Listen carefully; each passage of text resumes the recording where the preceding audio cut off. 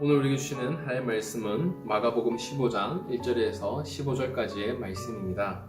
신약성경 83면에 있습니다. 마가복음 15장 1절에서 15절까지의 말씀입니다. 다 찾으셨으면 제가 봉독하겠습니다. 새벽에 대제사장들이 즉시 장로들과 서기관들 곧 온 공회와 더불어 의논하고 예수를 결박하여 끌고 가서 빌라도에게 넘겨주니 빌라도가 묻되 내가 유대인의 왕이냐? 예수께서 대답하여 이르시되 내 말이 옳도다 하시매 대제사장들이 여러 가지로 고발하는지라. 빌라도가 또 물어 이르되 아무 대답도 없느냐? 그들이 얼마나 많은 것으로 너를 고발하는가 보라 하되 예수께서 다시 아무 말씀으로도 대답하지 아니하시니 빌라도가 놀랍게 여기더라. 명절이 되면 백성들이 요구하는 대로 죄수 한 사람을 놓아주는 전례가 있더니 밀란을 꾸미고 그 밀란 중에 살인하고 체포된 자 중에 바라바라 하는 자가 있는지라.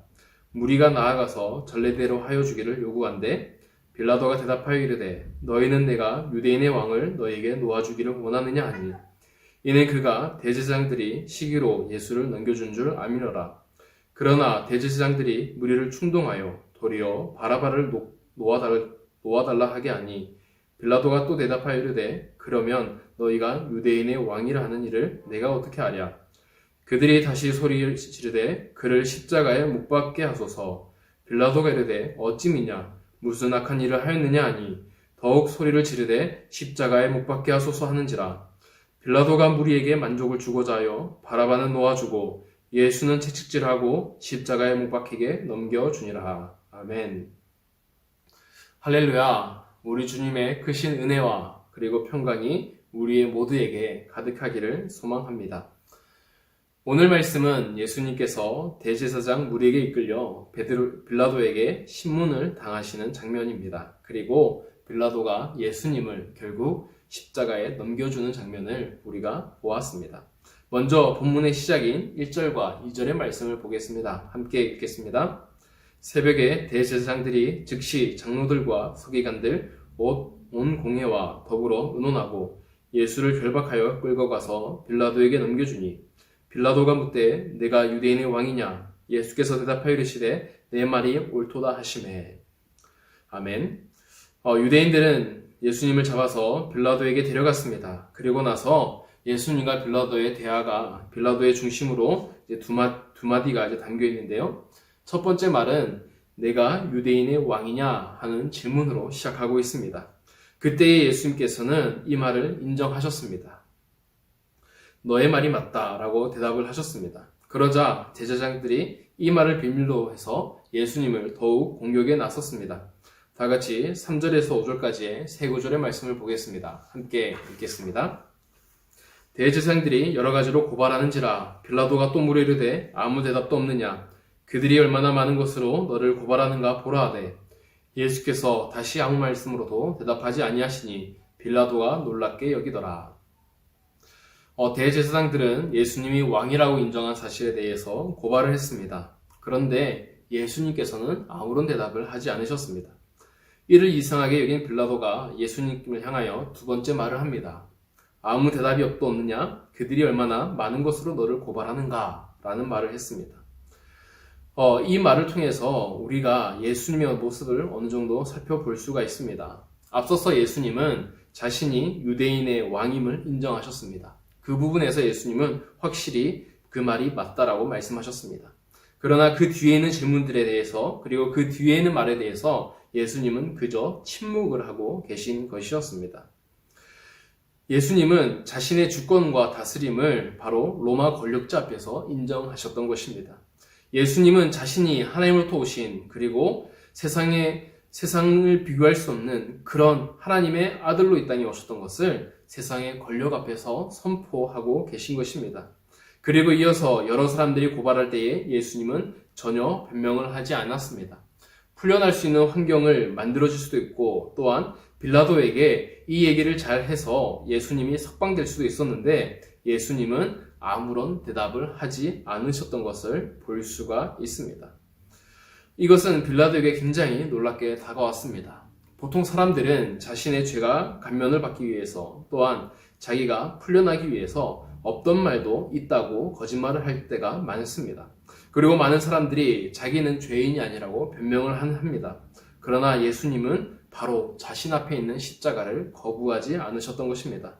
그리고서 예수님은 하나님의 어린 양으로서 십자가를 담담하게 받아들이는 모습을 오늘 본문에서 보여주고 있습니다. 세상의 권력 앞에서 예수님은 자신이 하나님의 권력이 맞다라고 인정하신 다음에 그러나 사람들에 대해서는 침묵하시던 모습을 보여주고 있습니다. 이 뒤에 보면 명절에 따라서 한 명의 죄수를 놓아주는 전례가 이제 등장을 합니다. 빌라도는 자신의 세상에 있는 권력을 통하여서 예수님을 놓아주기를 원했습니다. 그런데 유대인의 제사장 무리들은 바라바를 풀어주기를 요구했습니다. 그리고 예수님을 십자가에 처형하라는 그런 목소리를 내었습니다. 그러자 빌라도는 사람들에게 이 예수님을 놓아줄 것인지 다시 한번 물어봅니다. 그러자 사람들은 여전히 십자가에 못 박으라는 소리만 냈었습니다. 그리고 나서 빌라도는 그가 했던 결정을 15절에 나와 있는데요. 15절의 말씀을 보겠습니다. 함께 읽겠습니다. 빌라도가 무리에게 만족을 주고자 하여 바라바는 놓아주고 예수는 채찍질하고 십자가에 못 박히게 넘겨주니라. 아멘. 빌라도는 무리에게 만족을 주고자 바라바를 놓아주었고 예수님을 오히려 채찍질하고 십자가에 못 박히도록 했다라는 것입니다. 지금 결국 빌라도는 자신의 권력과 안정을 잘 유지하기 위해서 죄 없는 예수님을 십자가에 못 박히는 결정을 했습니다. 또한 반면에 밀란을 일으키고 또 사람을 죽였던 그 살인자를 풀어주는 그런 결정을 한 것을 볼 수가 있습니다. 결국에는 이 자신이 세상의 권세를 가졌고 또한 로마 권력을 가지고 있었지만 그는 할 수 있는 일이 아무것도 없었다는 것을 보여주고 있습니다. 그리고 나서 빌라도는 예수님께서 아무 말씀을 안 하시는 것을 기이하게 여겼습니다. 예수님께서 살기 위한 아무런 노력을 안 하셨기 때문에 놀랬습니다. 그러나 반면에 빌라도는 자신을 위해서 죄 없는 죄인을 죽이고 그리고 죄인을 풀어주는 것을 했다라는 것입니다.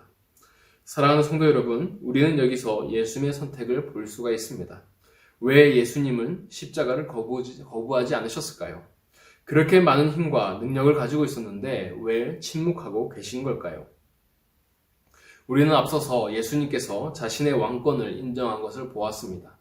예수님이 왕권을 인정하셨고 그에 맞는 능력을 보여주셨더라면 빌라도도 그렇게 예수님을 놓아주지 않았을 것입니다. 그러나 예수님은 침묵하셨고 십자가를 담담히 받아들이셨습니다. 예수님은 왜 그렇게 하셨을까요? 그것이 바로 하나님의 길이었고 하나님의 방법이기 때문입니다. 세상의 모든 능력과 힘을 가지고 있으셨지만 예수님은 하나님께 순종함으로 그 모든 것들을 포기하셨습니다.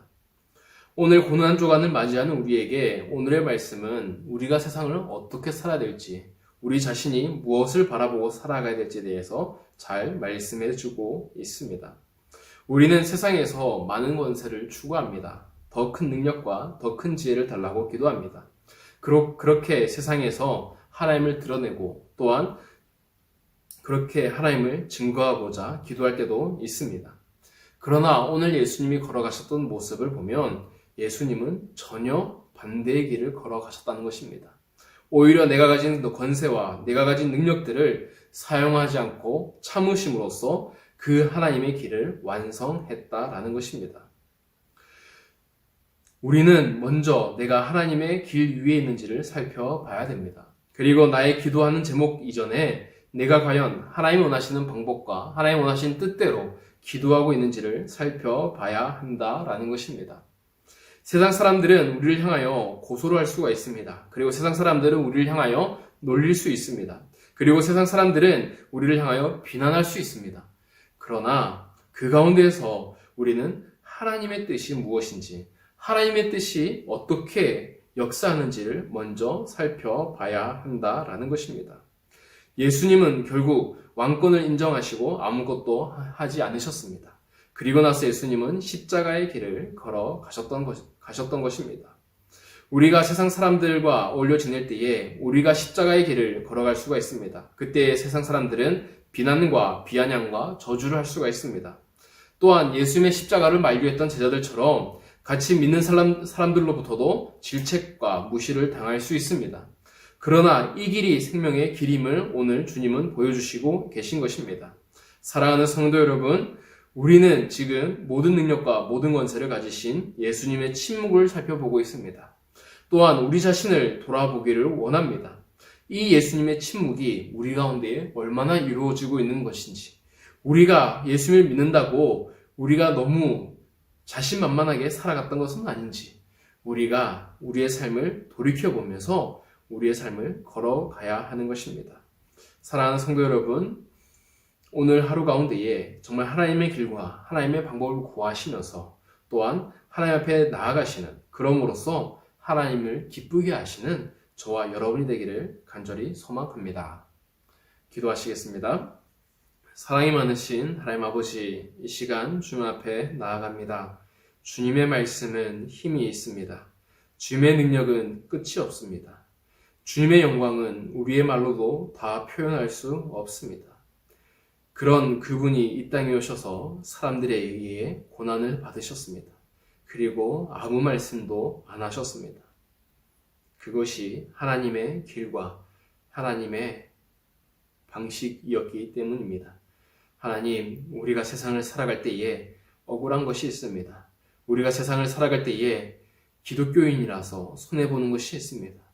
우리가 세상을 살아갈 때에 우리 뜻대로 하고 싶지만 뜻대로 못할 때가 많이 있습니다. 주님, 그때마다 그 십자가를 지셨던 예수님의 참으심과 인내를 기억하게 하여 주시옵소서.